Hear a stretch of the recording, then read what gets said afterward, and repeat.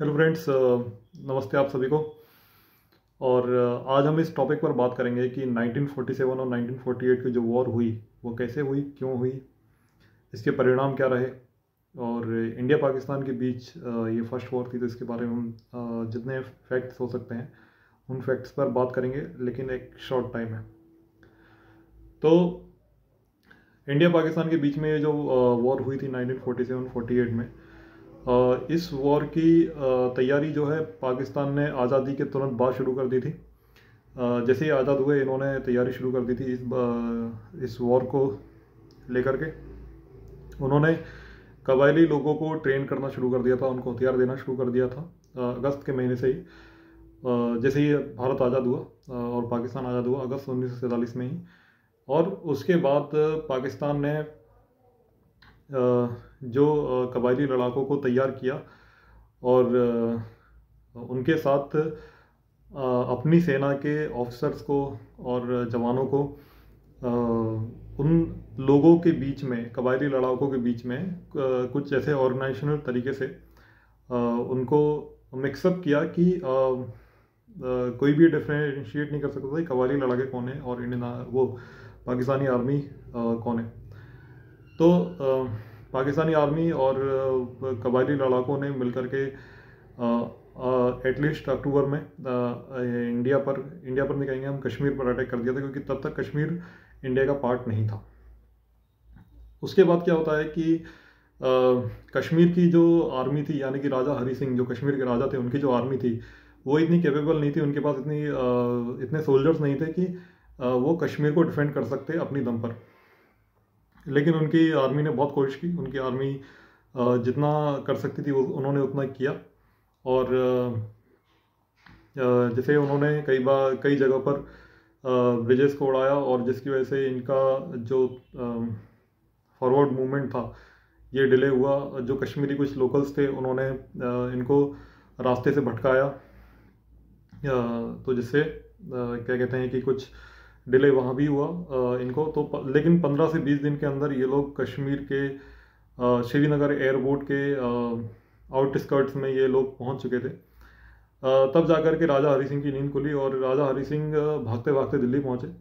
भागते भागते it means कि बहुत जल्दी में दिल्ली पहुँचे, और दिल्ली पहुँच करके इन्होंने इंस्ट्रूमेंट ऑफ एक्सेशन पे साइन किया, जिसका मतलब ये था कि भारत जो मतलब जो कश्मीर है अब वो भारत का हिस्सा है, और कश्मीर का जितना राज्य राजा हरी सिंह के पास था वो पूरा भारत का हिस्सा है। तो इंस्ट्रूमेंट ऑफ एक्सेशन पे साइन होने के बाद ये भारतीय सेना की जिम्मेदारी थी कि उस क्षेत्र की रक्षा की जाए। और सरदार वल्लभ भाई पटेल जो हमारे भारत देश के पहले गृह मंत्री थे, उनकी तत्परता से ये संभव हो पाया कि भारतीय सेना कश्मीर में समय पर पहुंच सके। अब कश्मीर में सेना के पहुंचने को लेकर के भी काफ़ी दिक्कतें थीं, क्योंकि जितने भी सड़कें थीं कश्मीर जाने वाली, श्रीनगर जाने वाली, वो सारी की सारी सड़कें पाकिस्तान से होकर के जाती थी। अगर आप इंडिया का मैप उठा करके देखेंगे तो जो आप देखेंगे कि जो पंजाब से जाने वाला जो सीधा रास्ता है, जो वेस्टर्न मतलब इंडिया का जो वेस्टर्न पंजाब है उससे जाने वाला जो सीधा रास्ता है वो पाकिस्तान होकर के जाता है कश्मीर की तरफ। तो उस समय जितनी भी रोड्स थी पाकिस्तान होकर के जाती थी, तो वो संभव नहीं था कि ये ना पाकिस्तान होकर के जाया जाए कश्मीर को डिफेंड करने, क्योंकि पाकिस्तान ही तो आक्रमण कर रहा था। तो एक ही रास्ता बचता था, जो कि पूरे जम्मू कश्मीर में एक सिंगल एयरपोर्ट था जो कि श्रीनगर में था। उस एयरपोर्ट के जरिए ही वहाँ पर सेनाएं पहुँचाई जा सकती थी।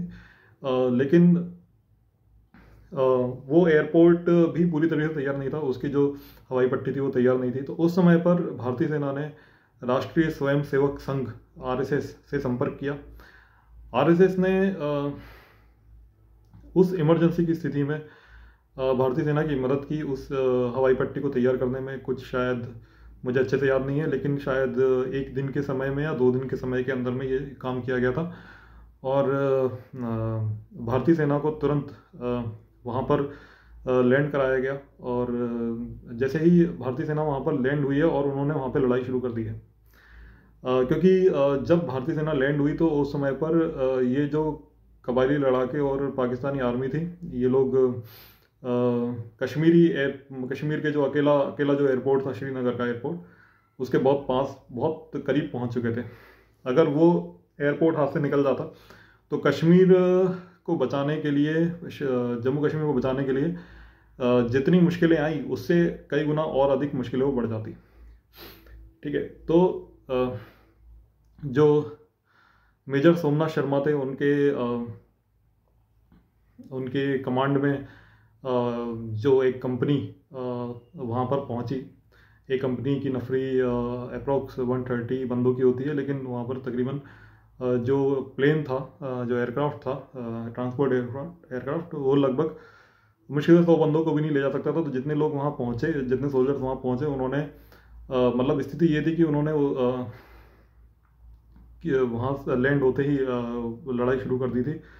और जब तक और ट्रूप्स नहीं आ गए, मेजर सोमनाथ शर्मा ने अपनी आखिरी दम तक, आखिरी सांस तक, आखिरी गोली तक दुश्मन का सामना किया और उस एयरफील्ड को दुश्मन के हाथ में जाने से बचाया। वो हेविली आउट नंबर्ड थे, अराउंड 5 to 1।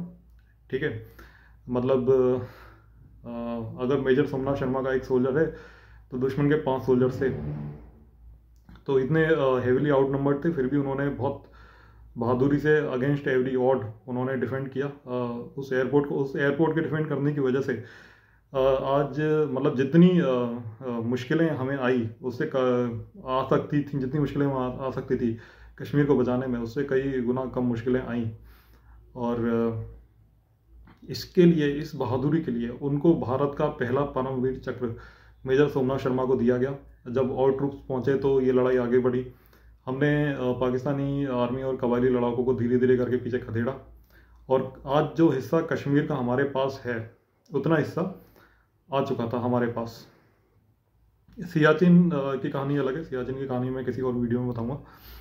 तो ये इतना जब कश्मीर का इतना हिस्सा हमारे पास आ चुका था, तो हमारे जो लीडर्स थे, हमारे जो प्राइम मिनिस्टर थे, इनके पता नहीं इनके दिमाग में कौन सा शांति का फितूर था। तो इन्होंने कहा कि हम जो है इस मसले का हल शांति से निकालेंगे। और उन्होंने ये निर्णय किया कि हम यूएन में जाकर के वहाँ जो विश्व पंचायत है उससे हम बात करेंगे, और उनसे बात करके हम इस मसले का हल, इस लड़ाई का हल हम शांति से निकालेंगे, और जो ये इसका जो हल है वो हमारे पक्ष में ही आएगा। ऐसा उनका मानना था, लेकिन ऐसा हुआ नहीं। ऐसा हुआ इसलिए नहीं क्योंकि यूएन ने जब बीच में इंटरफेयर किया तो उसने यही कहा कि जो दोनों देश हैं, इनकी जो सेनाएं जहाँ पर है वहीं पर रहेंगी, यहाँ से कोई भी आगे मूव नहीं करेगा।